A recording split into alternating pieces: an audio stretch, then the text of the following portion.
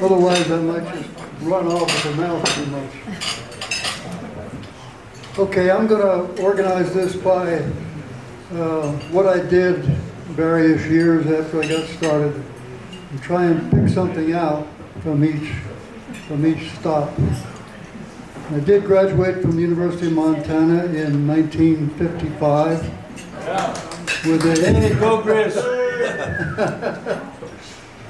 with a degree in forest management and engineering. And in 54 rather, Cindy and I were married, so we've just recently celebrated our 68th anniversary.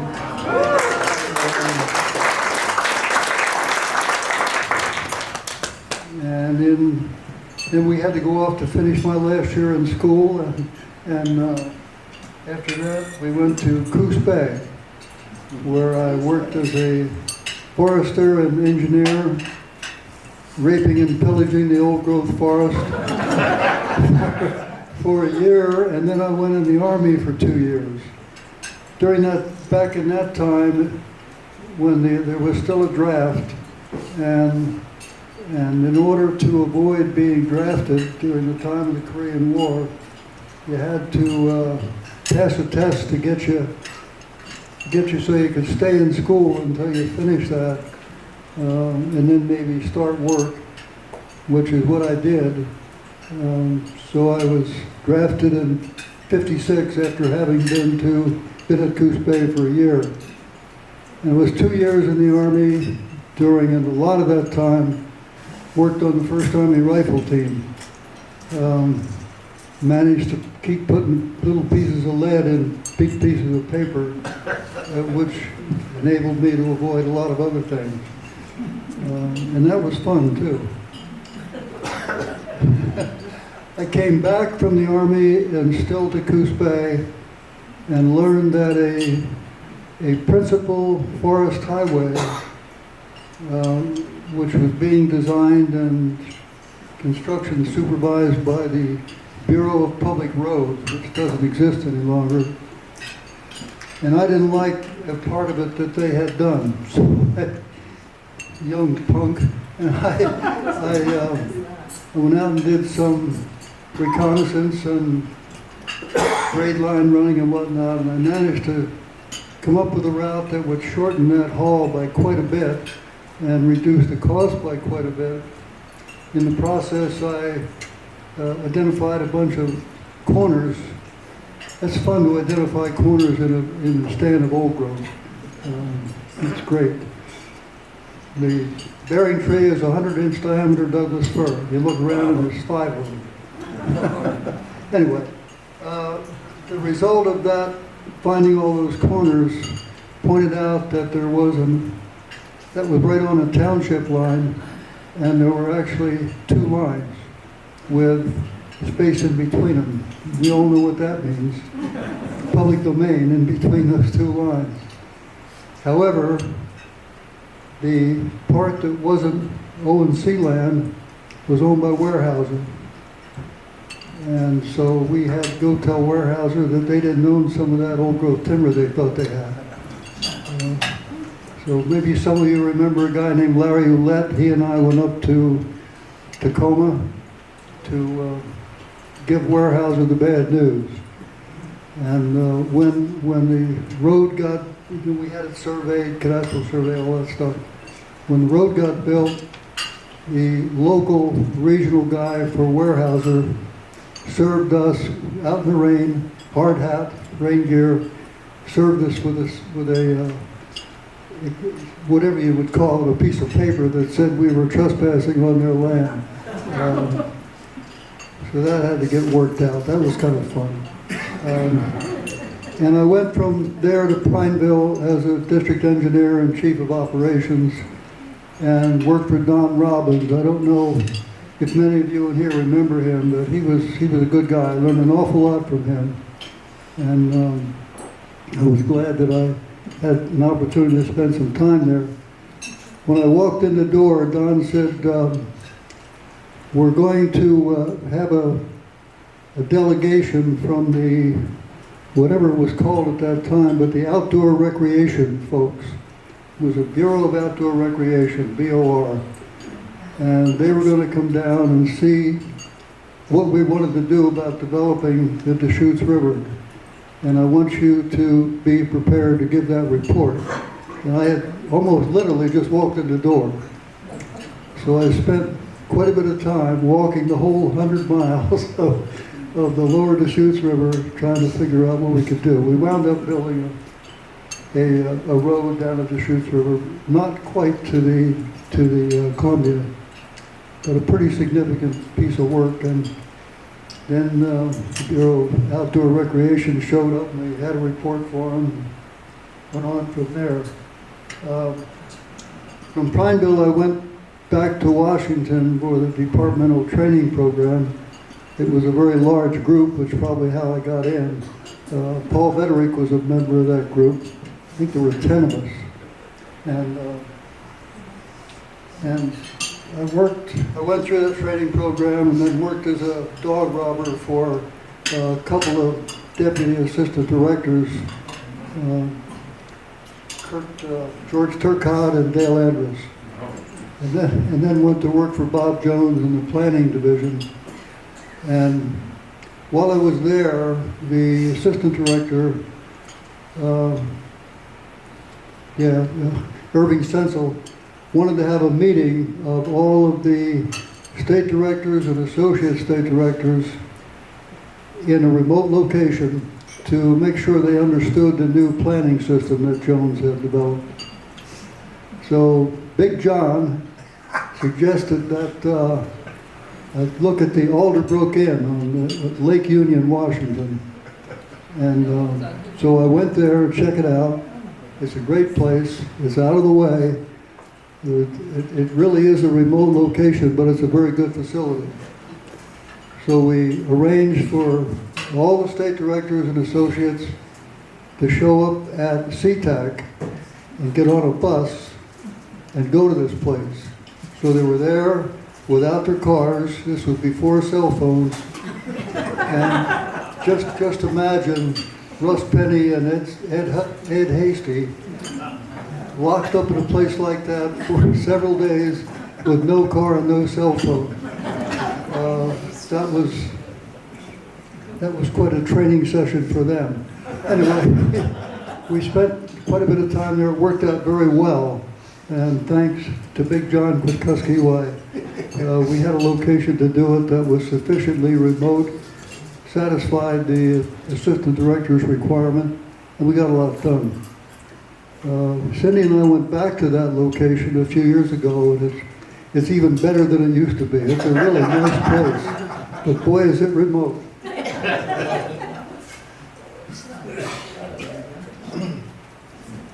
And then I went from there back to, from my first stay in Washington, I went back to Colorado, not back, I had never been there, and worked as one of the first, but not the only by long means, State Office Division of Planning and Environmental Coordination chief.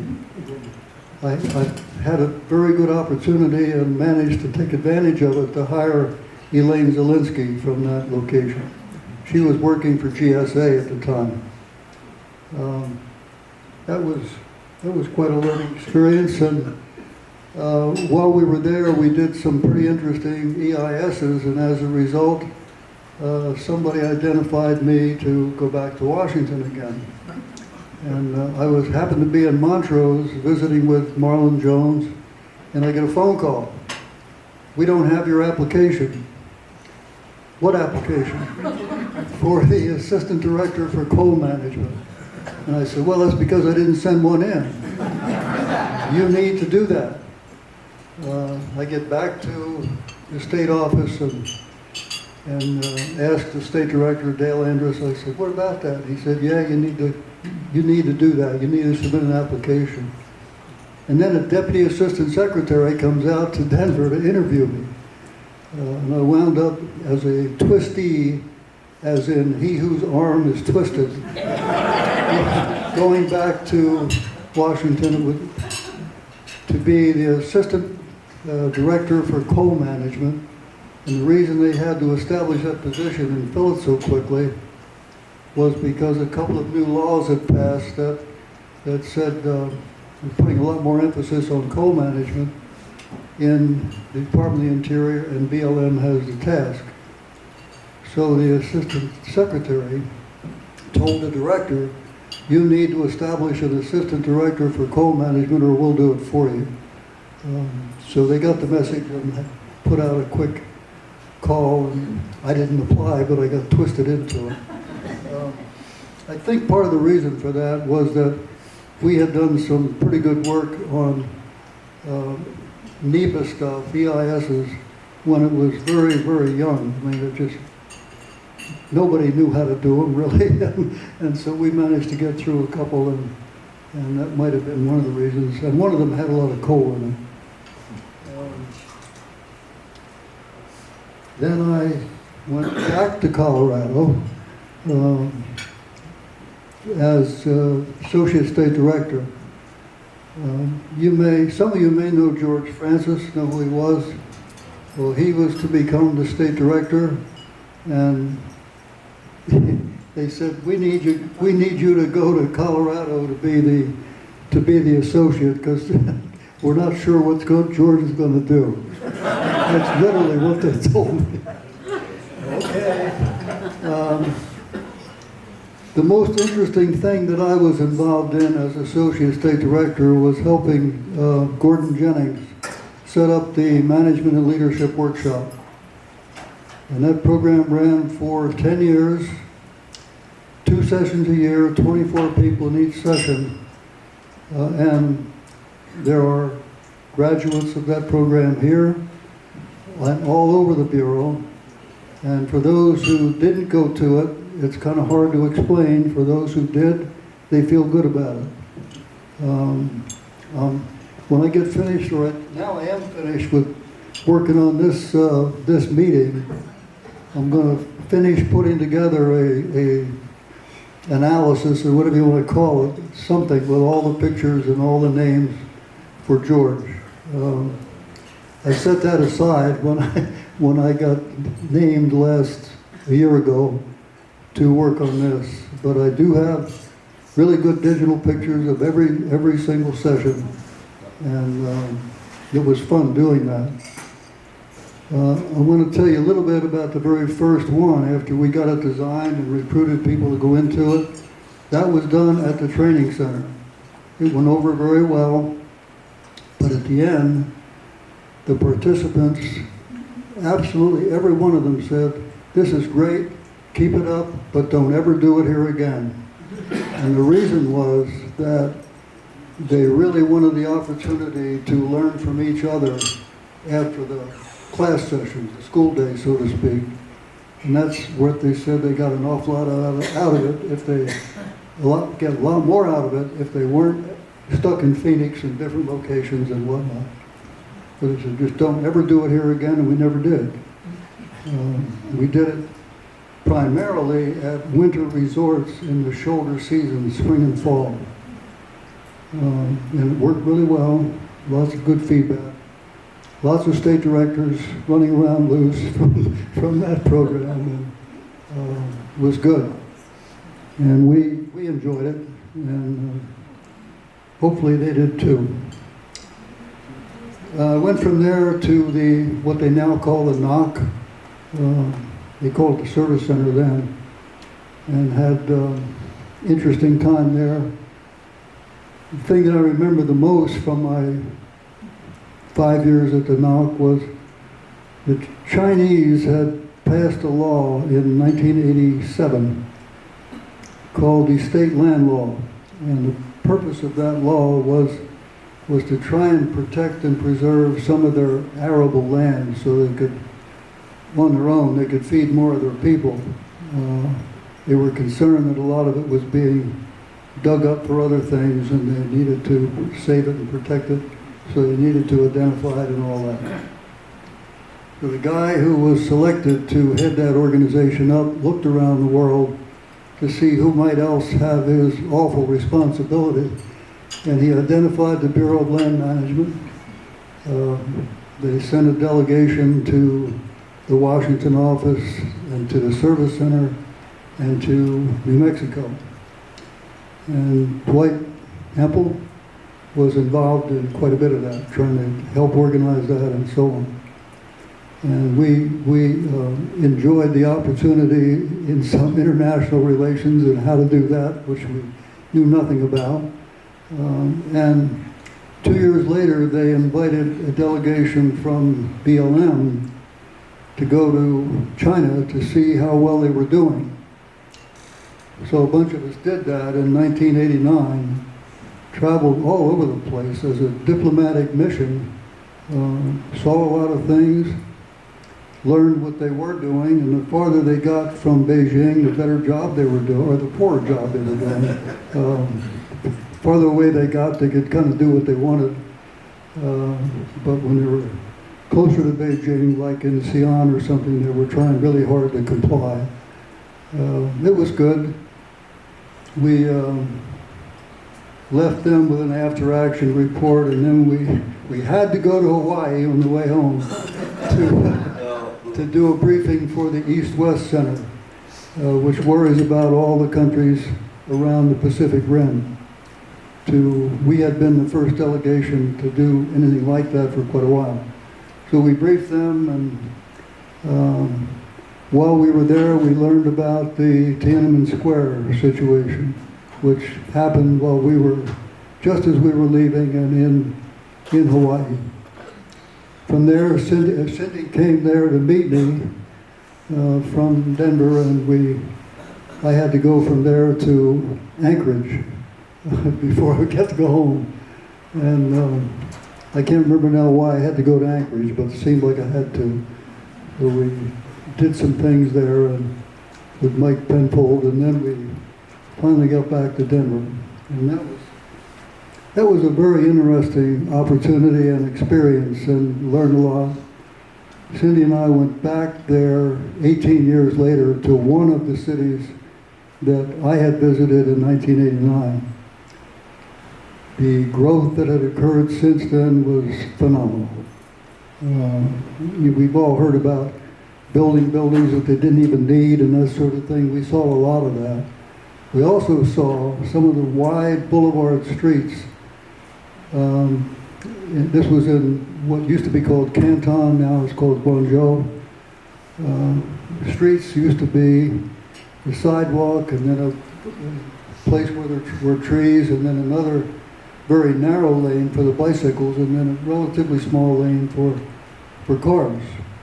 And when we went back 18 years later, the dedicated lanes for bicycles were gone, and it was all cars, which I thought was really too bad, because people were still riding bikes, but they had to duke it out with all the cars. And if you want to see duking out with the cars, how it looks like, we rode around in vans quite a bit with local drivers. So you're sitting in the back of the van and looking out the front, and you can hardly stand it. It's unbelievable. Weaving back and forth, and cars all over the place. You get out in the countryside, and the local people put their grain out on the road for cars to run over, and that's how they thresh the grain. It's better not to look out. I'll tell you that. It's weird. And I finished 40 years in the BLM in 1995, and just a couple months later went to work for Argonne National Laboratory, which is a really good organization. They'd never done any work for BLM. So guess what my job was? Get work. And that was fun, and then do some work.